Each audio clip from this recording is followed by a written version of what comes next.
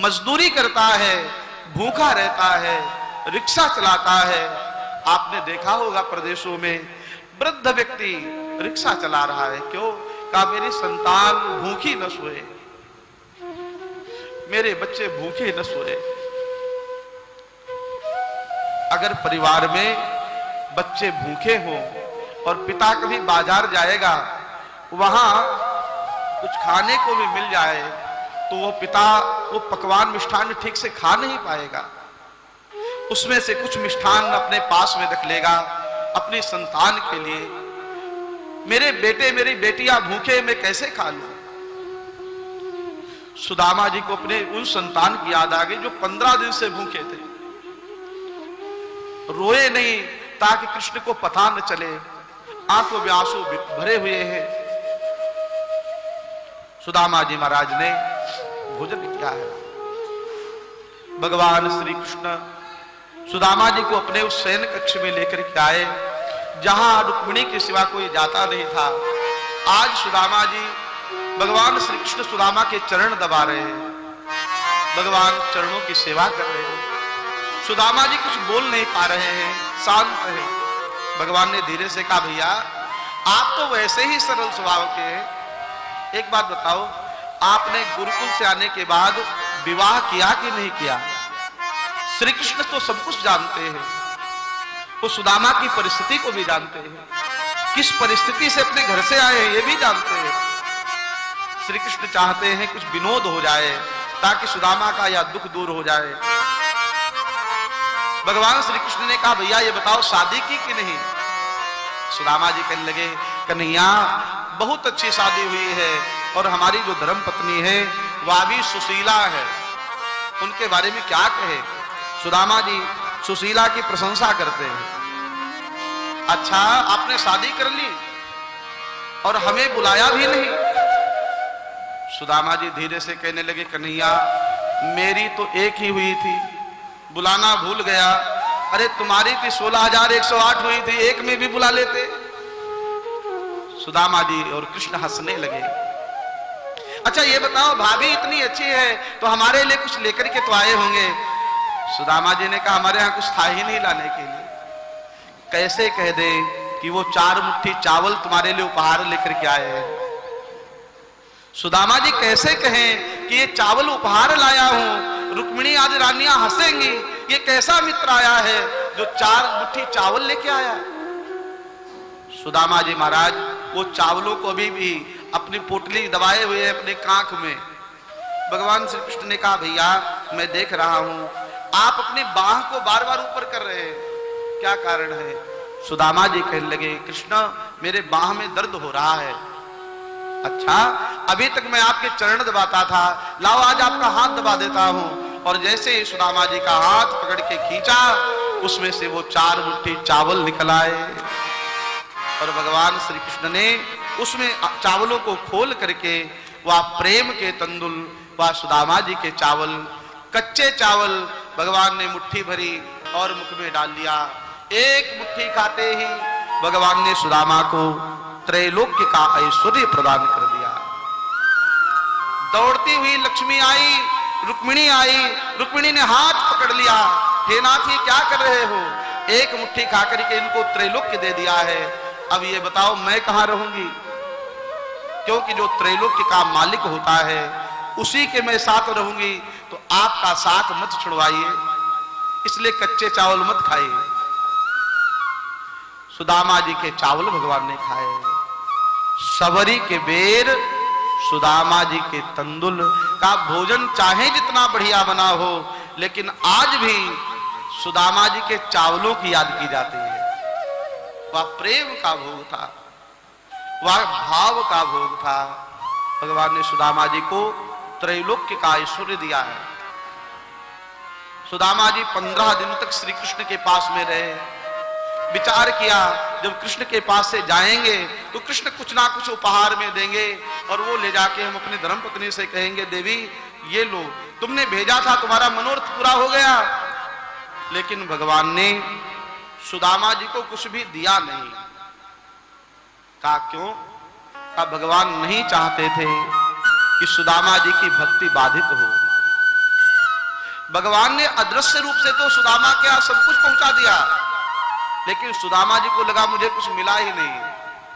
तो सुदामा जी विचार करने लगे, जब जाएंगे तो कृष्ण की इतनी पटरानियां रानियां हैं, अगर एक एक रुपया आप देंगी तब भी 16,108 हो जाएगा। लेकिन भगवान श्री कृष्ण ने उन सबको मना कर दिया, हमारे मित्र को कुछ देने की आवश्यकता नहीं है। मालूम पड़ता है कृष्ण कहना चाहते हो मेरा मित्र सबसे बड़ा धनवान है। सुदामा जी कहने लगे कृष्ण अब चले। सुदामा भगवान कृष्ण कहने लगे हाँ भैया पधारो। अच्छा एक काम करो, ये जो नए वस्त्र पहने थे रेशमी वस्त्र, ये उतार दो। सुदामा जी ने कहा हे भगवान कुछ दिया नहीं, एक जोड़ी कपड़े दिए थे और वह कपड़े भी उतरवाए ले रहा है। कहा जैसा तुमने हमको दिया है भगवान वैसा ही तुमको दे। सुदामा जी को क्या पता था, त्रैलोक्य की समृद्धि भगवान ने सुदामा को दी थी। वह फिर से भगवान के पास वापस आ गई। सुदामा जी महाराज चले अपने नगर की ओर, सुदामापुरी की ओर। वहां का माहौल वातावरण बदला हुआ था, वहां के भवन बदले हुए थे। जहां झोपड़ी थी वहां कंचन महल खड़े हुए थे। सुदामा मंदिर देख डरे, जहां हटी मेरी टूटी झोपड़िया वहां कंचल महल खड़े। सुदामा जी मंदिर देख डरे। पूछा ये कौन सा नगर है? लोगों ने कहा सुदामापुरी। नाम तो हमारा ही जैसा ही लगता है। कहा अच्छा ये बताओ यहाँ के राजा साहब कहाँ हैं? कहा हमारे राजा साहब द्वारिका गए हैं। सुदामा जी ने कहा द्वारिका भी मैं ही गया था। तो ये यहाँ पर एक झोपड़ी पड़ी हुई थी वो कहाँ है? कहा वो झोपड़ी गायब हो गई। फिर कहा हमारे राजा का ये भव्य भवन बन के तैयार हुआ है। सुदामा जी द्वारपाल से बात कर रहे थे, उसी समय सुशीला जी जो महारानी के रूप में हैं, अब भगवान ने ऐश्वर्य दिया है तो ऐश्वर्य दिखाई भी पड़ता है। किसी के यहां धन आता है ना तो धन आया है ये दिखाई पड़ने लग जाता है। फिर माताएं बहनें बढ़िया श्रृंगार करके और बढ़िया स्वर्ण के आभूषण पहन करके बढ़िया गाड़ी में बैठ करके लोग जाते हैं तो पता चल जाता है अब इनके यहां लक्ष्मी दी आई है। तो सुशीला के यहां भी लक्ष्मी आई थी, भगवान ने ऐश्वर्य दिया था। सुदामा जी सुशीला को पहचान नहीं पाए। पूछा देवी तुम कौन हो? सुशीला जी ने कहा मैं आपकी धर्मपत्नी हूं। ये सब कहां से आया? कहा जहां आप गए थे वहीं से आया है। प्रभु ने व्यवस्था की। ये देख करके सुदामा जी द्रवित हो गए, रोने लगे, हे कृष्ण तुम कितने दयालु हो। हे नाथ, जब भगवान सुदामा जी के घर भगवान प्रकट हो गए, भगवान श्री कृष्ण आ गए। सुदामा जी से कहा सुदामा जी आपको क्या लगता था मैंने कुछ दिया नहीं? आपने कुछ मांगा नहीं इसलिए मैंने दिया नहीं। भाभी जी ने मांगा था तो भाभी जी को दिया है।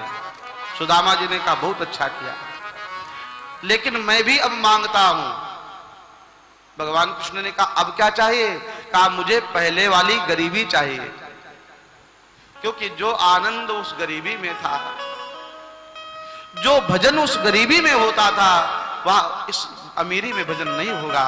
सुशीला को समृद्धि मुबारक, मुझे हमारी गरीबी दे दो, हमारी फटी हुई धोती, हमारी जपमाली माला, हमारी लाठी। सुदामा जी ने लिया और निकल पड़े घर से। परिवार को समृद्धि दे करके सुदामा जी भजन के लिए चले गए। ऐसे भगवान के सखा परम वंदनीय श्री सुदामा जी महाराज, भगवान श्री कृष्ण ने बहुत सी लीलाएं की हैं। एक पौंड्रक नाम का राजा हुआ जिसने भगवान का रूप बना करके उसने अपने को कृष्ण वासुदेव घोषित कर दिया। वह काशी नरेश के द्वारा भड़काया गया। काशी नरेश ने कहा तुम कृष्ण से कम थोड़े ही हो। उसने 2 हाथ नकली लगा लिए और चतुर्भुज बन करके उसने पुष्पक विमान बनवाया। उस विमान में भ्रमण करने लगा। भगवान श्री कृष्ण को भी चुनौती दी और भगवान श्री कृष्ण के साथ युद्ध हुआ। तो वह पौंड्रक नाम का राजा भगवान श्री कृष्ण के हाथों से मारा गया। अंत में उसने कहा मैं वासुदेव हूं, मैं वासुदेव हूं, ऐसा कहकर के मृत्यु को प्राप्त हुआ। तो भगवान के चरणों में लीन हो गया। कहा भले इसने भगवान से द्वेष किया था लेकिन भगवान का नाम लिया था, इसके कारण इसका उद्धार हो गया। एक द्विविध नाम का वानर द्वारिका में आया। द्वारिका वासियों बड़े भयभीत हो गए। बलराम जी को आह्वान किया, बलराम जी आए और द्विविध नाम का वानर का वध किया है, द्विविध का उद्धार किया है। दंत वक्र के साथ युद्ध हुआ है, भगवान श्री कृष्ण ने दंत वक्र का उद्धार किया है। इसके बाद 56 करोड़ यदुवंशियों के द्वारा एक अपराध हो गया।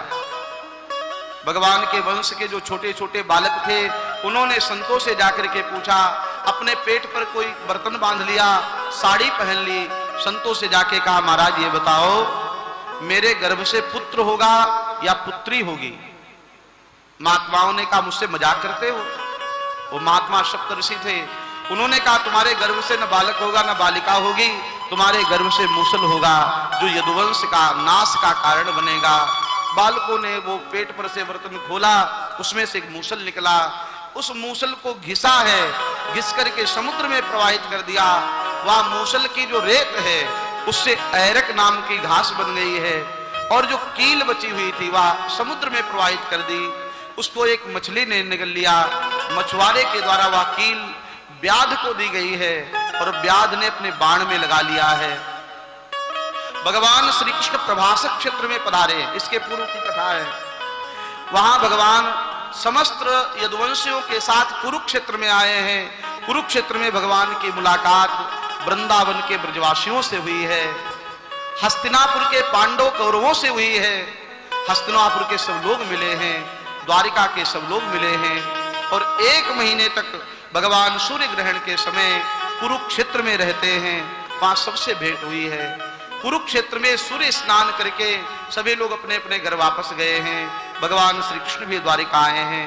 अब भगवान सुधाम गमन की लीला कर रहे हैं। एक दिन हुआ ऐसा, द्वारिका वासियों ने शराब का पान किया और मदिरा पी करके ऐसा मदोन्मत्त हुए, आपस में ही विवाद हुआ और 56 करोड़ यदुवंशी आपस में युद्ध करने लगे। देखते ही देखते यदुवंशियों का क्षय होने लगा, यदुवंश का विनाश होने लगा। अभी वसुदेव जी महाराज जीवित हैं। जब अपने वंश का विनाश अपने सामने व्यक्ति देखता है तो उसे बहुत कष्ट होता है। भगवान श्री कृष्ण से कहा, कन्हैया ये कौन से पाप का परिणाम है? तो भगवान कृष्ण ने कहा, मैं नहीं समझाऊंगा, क्योंकि ये तो अपना बेटा मुझे मानते हैं। इसलिए भगवान श्री कृष्ण ने देवर्षि नारद जी के द्वारा 9 योगेश्वरों को भेजा है। 9 योगेश्वरों का संवाद हुआ है। इसी 9 योगेश्वर संवाद में यदु दत्तात्रेय का संवाद का वर्णन है। यदु महाराज ने दत्तात्रेय को 24 गुरुओं की कथा सुनाई है। पृथ्वी को गुरु बनाया, पृथ्वी को सहनशीलता से की है।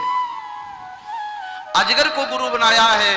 अजगर जैसा का अजगर जंगल में रहता है, कभी कोई परिश्रम नहीं करता, फिर भी उसका जीवन चलता है। साधक को ऐसा ही होना चाहिए।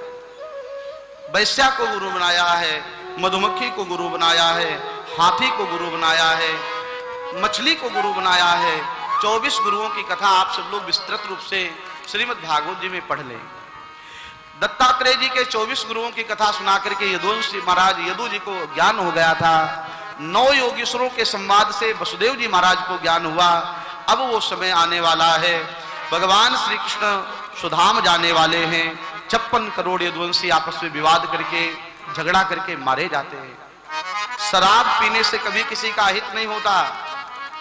जीवन में जो नहीं पीना चाहिए वह पीने की क्या आवश्यकता है, जो नहीं खाना चाहिए उसको खाने की क्या आवश्यकता है। का वही पिया जाए जो हमारे स्वास्थ्य के लिए लाभप्रद हो और भगवान को अर्पण किया जा सके। इस प्रकार 56 करोड़ यदुवंशी समाप्त हो गए। बलराम जी महाराज समुद्र में प्रवेश कर गए और शेष के रूप में भगवान के धाम पधारे। देवताओं ने स्वागत किया है।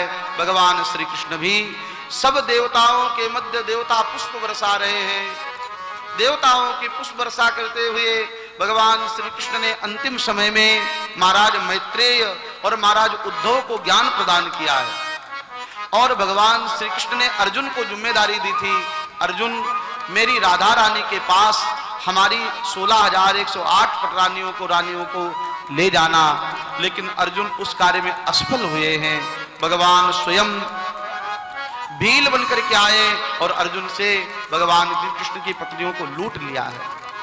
भगवान प्रभासक क्षेत्र में हैं, एक पैर पर दूसरा पैर रख के विश्राम कर रहे हैं। उसी समय बहेलिये ने बाण चलाया है और वह व्याध के द्वारा चलाया हुआ बाण भगवान श्री कृष्ण के पैर में लगा है। भगवान श्री कृष्ण के पास वह व्याध आया, भगवान मुझे क्षमा कर दो। भगवान ने कहा भैया मैं तुम्हारा कर्जदार हूं। कौन? का पूर्व जन्म में तुम बाली थे, मैंने छिप करके तुमको मारा था, उस कर्म की सजा आज हमको मिली है। मैंने तुमको मारा था, तुमने हमें मारा है, बदला पूरा हो गया। भगवान श्री कृष्ण सुधाम जाने लगे हैं। बोले द्वारिकाधीश भगवान की। भगवान के सुधाम जाने के बाद हस्तिनापुर में महाराज जो पांडव थे उन्होंने परीक्षित को राजा बनाया। परीक्षित जी पांडव सुरगारोहिणी में चले गए, इधर परीक्षित राजा बने। परीक्षित से एक अपराध हुआ, संत का अपमान हुआ और उस संत के अपमान के कारण परीक्षित को श्राप मिला है। परीक्षित गंगा के किनारे आए हैं और श्री सुखदेव भगवान से श्रीमद् भागवत की कथा सुनी है। श्री सुखदेव भगवान ने कहा राजन परीक्षित तुम मरोगे, इस भ्रम को त्याग दो। मरता आत्मा मरती नहीं है, आत्मा न जायते वा म्रियते कदाचिन नायं भूत्वा भाविता वा न भूयः अजो नित्यः शाश्वतोऽयं पुराणो न हन्यते हन्यमानं शरीर। राजा व्यक्ति नहीं मरता है, का शरीर मरता है और शरीर तो मरने के लिए ही पैदा हुआ है। शरीर का नाम ही है मरण धर्मा, आज नहीं तो कल ये तो छूटना ही है। और मृत्यु के समय हमारी आत्मा दुखी नहीं होती है, आत्मा प्रसन्न होती है। मुझे नया शरीर मिलेगा, पुराना शरीर छूट जाएगा। जैसे पुराना शरीर पुराने वस्त्र छोड़ते समय हमको प्रसन्नता होती है, वैसे ही पुराना शरीर छोड़ते समय आत्मा को प्रसन्नता होती है। वासांस जीर्णान यथा विहाय, नया शरीर प्राप्त होता है आत्मा को। इसलिए तुम मरोगे, ये पशु बुद्धि को त्याग दो, तुम्हारी मृत्यु नहीं होगी। अजगर तुमको क्या काटेगा, काटना तो छोड़ दो, अजगर तुम्हारा स्पर्श भी नहीं कर पाएगा। इस तरह सुखदेव भगवान ने राजा परीक्षित को बहुत उच्च कोटि का ज्ञान प्रदान किया है। सुखदेव भगवान ने कहा राजन परीक्षित अब मैं यहां से चलता हूं, आज 7वां दिन है, अब तक्षक आएगा, तुम्हारे इस शरीर को डसेगा। श्री परीक्षित जी महाराज कहने लगे भगवान एक तक्षक नहीं 1000 तक्षक आ जाए वह मेरा बाल बाका नहीं कर सकते, क्योंकि मैं शरीर नहीं हूं। अहम निर्विकल निराकार रूपम चिदानंद रूपम शिवोहम शिवोहम। अहम निर्विकल निराकार रूपम चिदानंद रूपम शिवोहम शिवोहम चिदानंद रूपम। मैं शरीर नहीं हूं, मुझे भय नहीं है। श्री सुखदेव भगवान का पूजन किया है, प्रार्थना करी है और श्री सुखदेव भगवान यही शुक्रताल में बट वृक्ष के पास से कथा सुना करके अपने वन की ओर प्रस्थान कर गए, क्योंकि वो तो एक जगह रुकते ही नहीं थे। राजा परीक्षित सावधान बैठे हैं, आज तक्षक आएगा, इसके लिए जन्मेजय ने व्यवस्था की है तक्षक ना आ पाए। लेकिन तक्षक एक कीड़ा बनकर के पुष्प में बैठ गया। राजा परीक्षित ने पुष्प जैसे ही उठाया तक्षक प्रकट हो गया। विकराल हलाहल ज्वाल से राजा परीक्षित के शरीर को जला करके भस्म कर दिया है। महाराज परीक्षित वो तो पहले ही मुक्त हो चुके थे, अपनी आत्मा को परमात्मा में समाहित कर चुके थे। का राजा परीक्षित की मृत्यु नहीं हुई, राजा परीक्षित के शरीर का उद्धार हुआ है।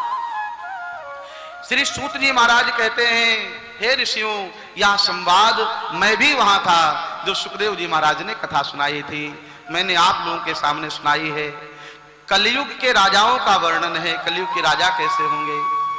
हमारे यहाँ जो 6 शास्त्र 18 पुराण हैं, 18 पुराणों में श्लोक संख्या का वर्णन है और अंतिम यही बात कही गई है, जीव अगर निर्भय होना चाहता है तो भगवान के चरण की शरण ग्रहण करे। एक ही बात है कि हम भगवान के हैं और भगवान हमारे, ये उपदेश दिया है। और आइए हम सब लोग भी श्रीमद् भागवत जी का अंतिम श्लोक सुने। सब लोग हाथ जोड़ करके श्रीमद् भागवत जी के अंतिम श्लोक का श्रवण करेंगे। जिनसे बोल सके वो साथ में हमारे बोलिए। भवे भवे यथा भक्ति, भवे भवे यथा भक्ति, पादयोस्तव जायते, तथा कुरुष्व देवेश, देवेश नाथस्त्वं नो यतः प्रभो, तुम नो यतः प्रभो। नाम संकीर्तनम यस्य, नाम संकीर्तनम यस्य, सर्व पाप प्रणाशनम, सर्व पाप प्रणाशनम, प्रणामो दुःख शमनः, रामो दुःख शमनः, तम नमामि हरिं परम, तम नमामि हरिं परम। हम मन वाणी चित्त से भगवान श्री हरि को बारंबार प्रणाम करते हैं। हम सब लोग बड़े सौभाग्यशाली हैं। शुक्रताल धाम में कथा सुनने का एक अपना पुण्य होता है। यहाँ पर हमारे आए हुए संगीत में सभी लोगों का बहुत बहुत आभार व्यक्त करते हैं। श्री शिवम भैया, श्री राजेश भैया जो हारमोनियम बजा रहे हैं, शिवम भैया जो तबला बजा रहे हैं, गायकी में हमारे साथ श्री रूप राम भैया हैं, बैंजो पर हमारे जयंत भैया हैं, बांसुरी पर हमारे श्री ब्रजेश भैया हैं, श्री नीलेश भैया, आचार्य विकास जी और श्री कुंज बिहारी भैया जो अपनी सेवाएं प्रदान कर रहे हैं। इनके साथ साथ टीवी चैनल वालों का बहुत बहुत आभार जिन्होंने कथा को जन जन में पहुंचाया है। यहाँ पर इस कथा का पुण्य हमारे जो यजमान परिवार आए हैं, लखोटिया परिवार, श्री डूंगरगढ़ राजस्थान, मालेगांव नासिक और दिल्ली, अहमदाबाद, गोसाईगांव आसाम आदि से, पुणे से, जहां जहां से लखोटिया परिवार है, उनके समस्त पूर्वजों के यहाँ नारियल रखे हैं, उन सबको। और इस कथा के मूल में हमारे जो बड़े ही प्रिय श्रीमान संतोष पोरवाल जी, जो बड़े ही भावुक व्यक्ति हैं, सेवा भावी हैं, प्रेमी हैं, उनके माता पिता, उनके पूर्वजों को, हमारे प्रकाश चंद्र गुप्त जी जो कथा के प्रधान यजमान हैं उनको, और हमारे श्री प्रभा गुप्ता जी को, उनके पूरे परिवार को, उनके माता पिता को, हमारे भैया बड़े ही स्नेही और मेरे साथ सत्कर्म में सदैव प्रवृत्त रहने वाले श्रीमान बहुदीय श्याम सुंदर लखोटिया जी, भाभी जी श्री कंचन देवी लखोटिया, आपको, आपके परिवार को, आपके पूर्वजों को, आपके आने वाले वंश को, सभी लोगों के लिए बहुत बहुत शुभाशीष। संत कबीर नगर से पधारे हुए श्रीमान बलराम कुमार मणि त्रिपाठी जी, आपके परिवार के लिए बहुत बहुत शुभकामनाएं। श्री विष्णु श्रीवास्तव जी, आपको बहुत बहुत शुभकामनाएं। श्री घनश्याम गुप्त जी और हमारे गोरखपुर से जो लोग पधारे हैं, लखनऊ से जो लोग पधारे हैं, उन सब का हम बहुत बहुत आभार व्यक्त करते हैं। यजमान परिवार का श्रीमान गौरी शंकर अग्रवाल जी कथा में अपनी सेवा दी है। हनुमत धाम या जो पावन प्रांगण है, इसके लिए बहुत बहुत आभार पूज्य महाराज श्री का। इसके साथ जो साउंड वाले भैया हैं, इनका भी बहुत बहुत आभार, आपने 7 दिन सेवा दी है। जो भी व्यक्ति इस सेवा में जिनकी जरा सी भी सहभागिता रही है, सुभारती टीवी चैनल की ओर यहाँ से बैठे हुए श्री दीपांशु भैया जी और रोहित भैया जी, उनको बहुत बहुत आभार। जिनका नाम रह गया हो, ये समझिए आपका नाम भी यहाँ से लिया गया है। तो ऐसे सब भक्तों को मेरी बहुत बहुत शुभकामना। मैं भगवान से एक ही प्रार्थना करता हूँ, हमारा समस्त भारत सुखी हो। सर्वे, सब लोग एक साथ बोलेंगे, सर्वे भवन्तु सुखिनः सर्वे भवन्तु सुखिनः सर्वे सन्तु निरामयाः सर्वे सन्तु निरामयाः सर्वे भद्राणि पश्यन्तु सर्वे भद्राणि पश्यन्तु मा कश्चित् दुःखभाग् भवेत् मा कश्चित् दुर्भाग् भवेत् ओम शांति शांति सुशांति भवतु। समस्त यजमान परिवार मंच पर आ जाएं और आरती में सम्मिलित हों सभी लोग। जय राधे राधे राधे। भगवान की सुंदर झांकी का भी दर्शन करते रहेंगे।